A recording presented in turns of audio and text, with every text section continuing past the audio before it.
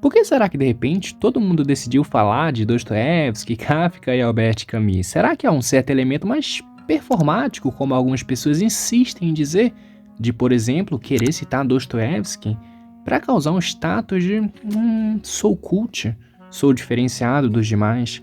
Ou será que envolve toda uma questão de identificação com os personagens e com os temas que englobam eles, como por exemplo a culpa, o remorso, o arrependimento e até a dúvida? E olha, pra ser sincero, eu acho muito curioso porque assim, na boa, a gente de fato se identifica muito com alguns personagens da literatura. E uma das melhores sensações, assim, disparado pra um leitor, é quando você está passando por uma situação muito específica, por um momento muito peculiar, ou está sentindo alguma coisa que você jurava ser particularmente seu, e você vê nas palavras de um outro alguém que escreveu exatamente o que você está passando, né? Eu acho que isso acontece justamente porque os personagens, né, literários, eles carregam em si uma bagagem muito humana. Inclusive, eu sou até bem crítico de definir o ser humano a partir de um aspecto restritamente biológico e racional, como se o ser humano fosse apenas um ser que reproduz, como se o amor fosse apenas uma reação química do cérebro que leva o humano à reprodução.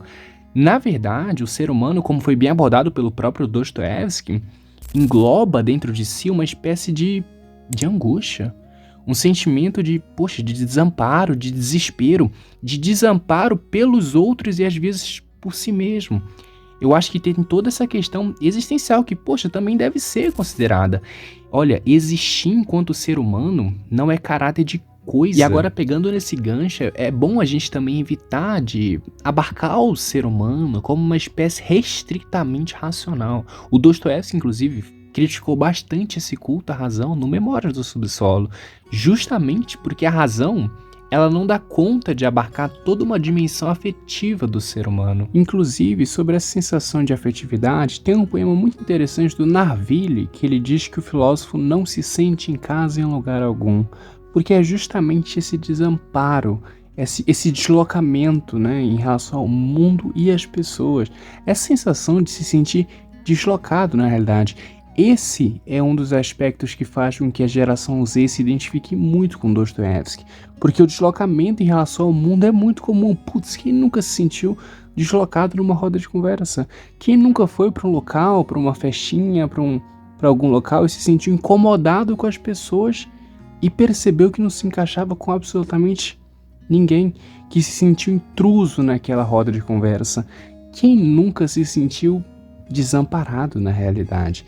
Essa é uma das abordagens muito interessantes que o Dostoiévski traz pra gente. Não apenas o Dostoiévski, mas o Fernando Pessoa também abordou muito bem essa questão. Por exemplo, tem também a questão da culpa, que é muito recorrente no Dostoiévski. Quem, por exemplo, já leu Édipo Rei de Sófocles, sabe muito bem que alguns estudiosos da tragédia grega diziam que Sófocles furou os próprios olhos para ficar condenado a olhar para dentro de si para o resto da vida. Outros posteriores falaram que ele furou porque sentiu culpa.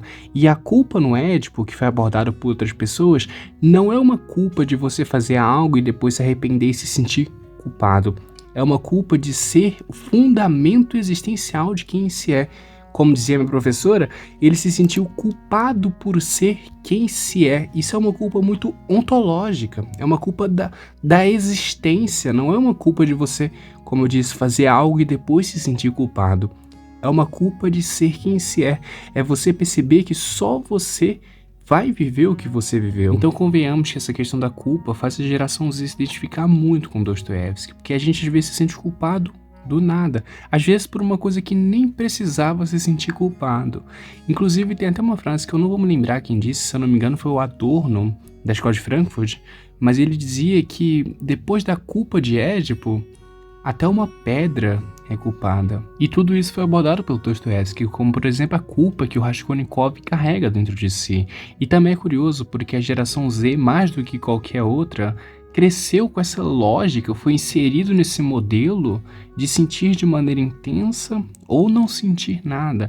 O TikTok, os Reels, os vídeos curtos, os áudios de 1 minuto que a pessoa coloca em 2x, tudo foi moldando essa necessidade de querer intensidade o tempo todo. A gente meio que foi treinado, né, para não suportar o tédio.